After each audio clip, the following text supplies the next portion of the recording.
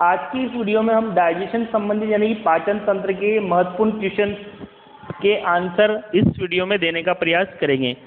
तो देखिए, पहला प्रश्न है हमारा, मानव पाचन तंत्र से संबंधित जुड़ी ग्रंथियों के नाम बताइए। तो देखिए, डाइजेशन जो सिस्टम है इसमें कौन कौन सी ग्लैंड है। तो देखिए, लार ग्रंथियाँ, अग्नाशय, लार ग्रंथियाँ और यकृत और अग्नाशय। तो यहाँ पे जो ऑप्शन जो डी है, लार ग्रंथियाँ, लीवर और पेनक्रियाज, ये तीनों जो ग्रंथियाँ हैं ये हमारे पाचन तंत्र से संबंधित है। लार ग्रंथियाँ जो कि ये लार का स्त्रवण करती है और यकृत जो है वह पित्त रस का स्त्रवण करता है, पित्त रस, बाइल जूस, जबकि अग्नाशय ये अग्नाशय रस का स्त्रवण करता है, जो कि अग्नाशय रस, पेनक्रेटिक जूस कहते हैं इसको। नेक्स्ट जो है हमारा दूसरा क्वेश्चन है वो है, पाचन तंत्र की प्रक्रिया में शामिल चरणों को सही अनुक्रम में व्यवस्थित करें। तो देखिए, पाचन, अंतःग्रहण, आत्मसात करना, विसर्जन, अवशोषण, अंतःग्रहण, पाचन, अवशोषण, आत्मसात और विसर्जन। तो जो बी ऑप्शन है ये करेक्ट है। अंतर्ग्रहण यानी कि इनगेशन, डाइजेशन, एब्जॉर्प्शन, असिमिलेशन और ईगेशन, ये 5 चरण हैं भोजन की पाचन प्रक्रिया के। तो 5 स्टेप्स हैं इनगेशन से लेके ईगेशन तक के। तीसरा क्वेश्चन है बहुत ही महत्वपूर्ण, शरीर के किस अंग में प्रोटीन का पाचन शुरू होता है। तो देखिए, प्रोटीन का जो पाचन है वो पेट यानी कि आमाशय से शुरू होता है।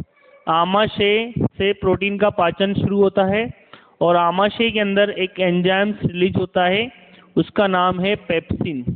तो जो पेप्सिन जो होता है यह प्रोटीन का पाचन शुरू करता है आमाशय में, जबकि आमाशय में एक और एंजाइम रिलीज होता है जो कि इसी पे कार्य करता है प्रोटीन पर, वह है रेनिन। और रेनिन लेकिन बच्चों के अंदर जो दुग्ध होता है उसको पचाता है। तो पाचन जो है, प्रोटीन के पाचन की शुरुआत पेट से यानी कि आमाशय से, स्टोमच से होती है। अगर पूछा जाए कि भोजन का पाचन कहाँ से शुरू हो जाता है तो वह आएगा, मुख आएगा, क्योंकि यहाँ से कार्बोहाइड्रेट का पचना शुरू हो जाता है, लेकिन प्रोटीन आमाशय से, ध्यान रखना। नेक्स्ट क्वेश्चन है हमारा, हाइड्रोक्लोरिक अम्ल यानी कि एसिड का क्या काम है। यह पेप्सिन एंजाइम को प्रभावी बनाता है, बिल्कुल सही है। और यह भोजन के साथ पेट में प्रवेश करने वाले बैक्टीरिया को मारता है, ये भी सही है। तो यानी कि दोनों ही कथन सही है। यानी कि जो हाइड्रोक्लोरिक अम्ल है आमाशय का माध्यम अम्लीय कर देता है, जो कि पेप्सिन जो एंजाइम है जो कि आमाशय द्वारा रिलीज होता है, ये क्या करता है, ये एक्टिव कर देता है पेप्सिन को। साथ ही साथ जो बैक्टीरिया, हानिकारक बैक्टीरिया भोजन में प्रवेश कर जाते हैं उनको भी खत्म कर देता है, मार देता है। नेक्स्ट है हमारा 5वां क्वेश्चन, भोजन प्रणाली में सबसे बड़े हिस्से का नाम। यानी कि हमारा जो आहार नाल है उसमें सबसे बड़ा हिस्सा क्या है। तो हमारे आहार नाल का सबसे बड़ा हिस्सा है छोटी आंत। कौन सी आंत, छोटी आंत। यानी कि जो स्मॉल इंटेस्टाइन जो है वह हमारी आमाशय की सबसे बड़ा हिस्सा है, छोटी आंत। और यहीं पे भोजन का पूर्ण पाचन होता है। क्या होता है, पूर्ण पाचन, यानी कि सबसे ज़्यादा जो डाइजेशन होता है छोटी आंत में ही होता है। पूर्ण पाचन, कंप्लीट डाइजेशन छोटी आंत में होता है।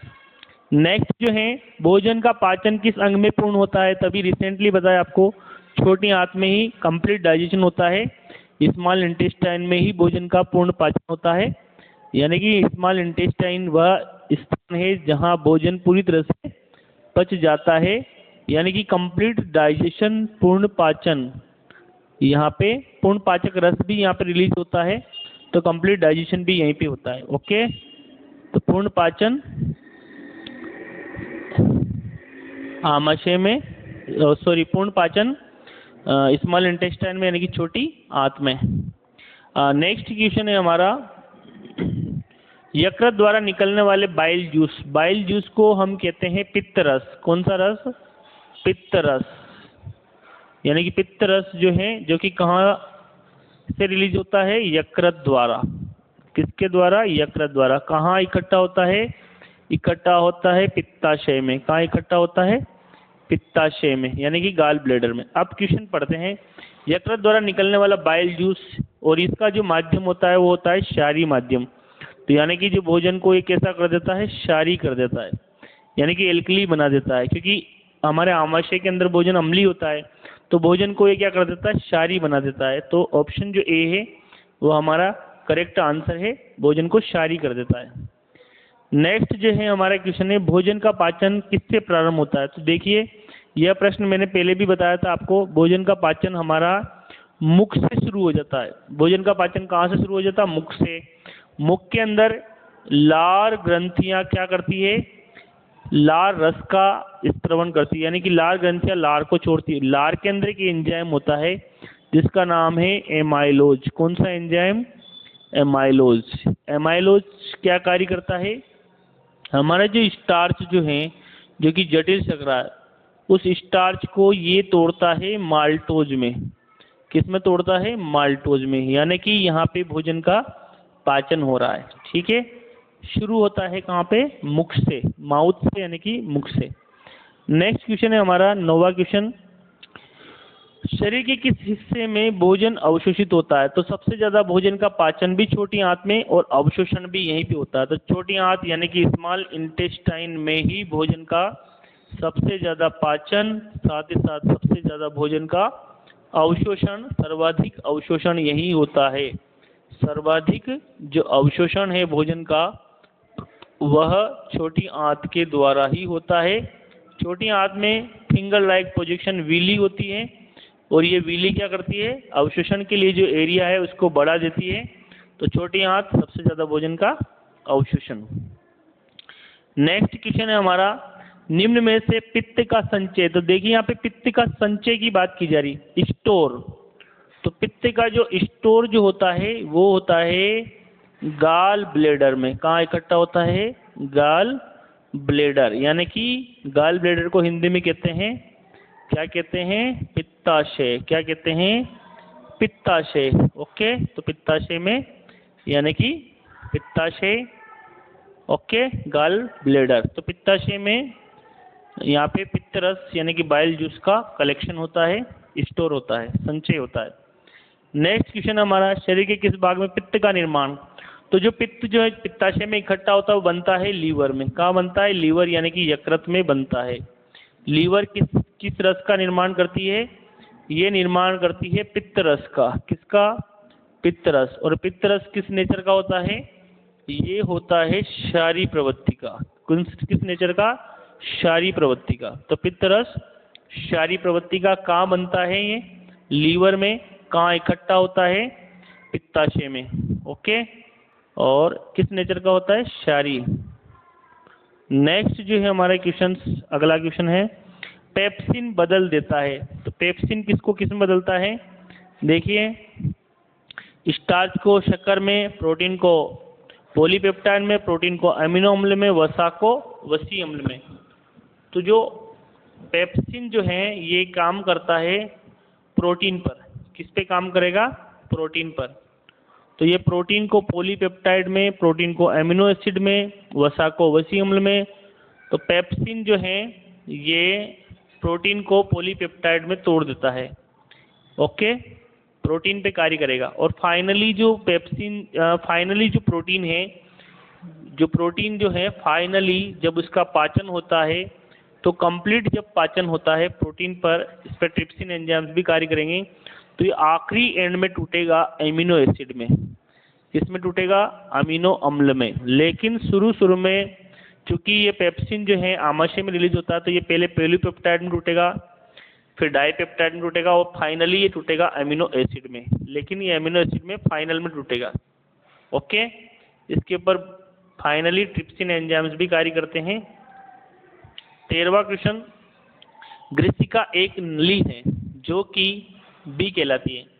तो जो ग्रसिका है, आहार नली, वायु नली, डिंबवाही, छोटी आंत। तो ग्रसिका आहार नली भी कहलाती है। ओके, ग्रसिका यानी कि आहार नली। नेक्स्ट जो है हमारा क्वेश्चन है, पेट में भोजन को पचाने के लिए निम्नलिखित में से किसकी खास आवश्यकता होती है, हवा, पानी, एंजाइम्स, खनिज। तो जो एंजाइम्स की आवश्यकता होती है, एंजाइम क्या होते हैं, एक प्रकार के जैव उत्प्रेरक होते हैं। क्या होते हैं, जैव उत्प्रेरक। एंजाइम जैव उत्प्रेरक होते हैं, ये जैविक क्रिया करते हैं। हमारे जो भोजन के जो जटिल पदार्थ हैं उसको सरल पदार्थों में तोड़ देते हैं, सरल पदार्थों में तोड़ देते हैं जटिल पदार्थों को। ओके, नेक्स्ट है 15वां क्वेश्चन, स्टार्च को जल अपघटन से ग्लूकोज बनाने वाला एंजाइम, यानी कि स्टार्च को ग्लूकोज में कौन बनाता है? Invertase, amylase, dehydrogenase, anhydrase. तो एमाइलोज एंजाइम जो है स्टार्च पर काम करेगा और इस स्टार्च को ये तोड़ेगा किसमें? माल्टोज में। स्टार्च एक प्रकार की पॉलीसेकेराइड शुगर है, इसको माल्टोज डाइसेकेराइड में तोड़ देता है। तो स्टार्च को माल्टोज में तोड़ता है कौन सा एंजाइम?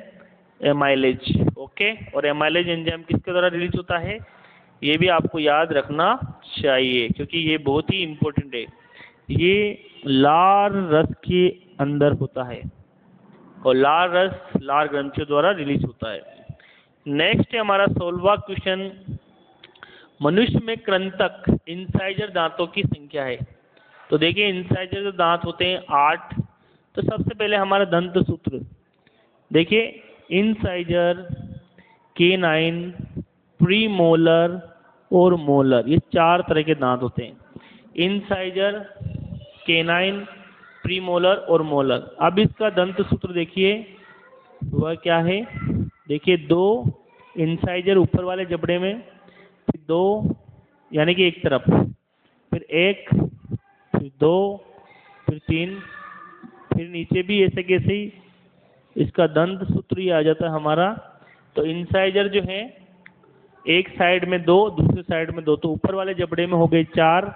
और ये जो है केनाइन एक साइड में 1 और एक साइड में 1, यानी ऊपर वाले जबड़े में हो गए 2। और जब हम इसको डबल से मल्टीप्लाई करेंगे तो यहाँ पे टोटल जो है हमारे, अगर इंसाइजर की संख्या यहाँ पर पूछी गई है इंसाइजर, तो ये हो जाएंगे ऊपर 4 और नीचे भी 4, तो टोटल कितना हो जाएंगे? 8। तो टोटल जो इंसाइजर है वो हो जाएंगे 8, ठीक है, जिसमें 4 ऊपर वाले जबड़े में और 4 नीचे वाले जबड़े में, ठीक है, क्योंकि यहाँ 2 का मल्टीप्लाई एक तरफ का जबड़ा और एक तरफ का, तो नीचे वाले में भी इधर के, तो इधर के 2, इधर के 2, फिर नीचे भी दोनों तरफ 2 और 2, तो टोटल हो गए 8। नेक्स्ट है हमारा 17वां क्वेश्चन, बहुत ही इंपॉर्टेंट क्वेश्चन है। देखिए, मानव शरीर में पाए जाने वाली सबसे बड़ी ग्रंथि है, तो शरीर की सबसे बड़ी ग्रंथि कौन है? यकृत, लीवर, इसको लीवर भी कहते हैं। और इसका जो वजन है वो लगभग 1.5 किलोग्राम के बराबर होता है, यानी कि 1500 ग्राम के बराबर। यह क्या छोड़ती है? यह छोड़ती है पित्त रस। कौन सा रस? पित्त रस। ओके, कौन सा रस छोड़ती है? पित्त रस। और यह पित्त रस कहाँ इकट्ठा होता है?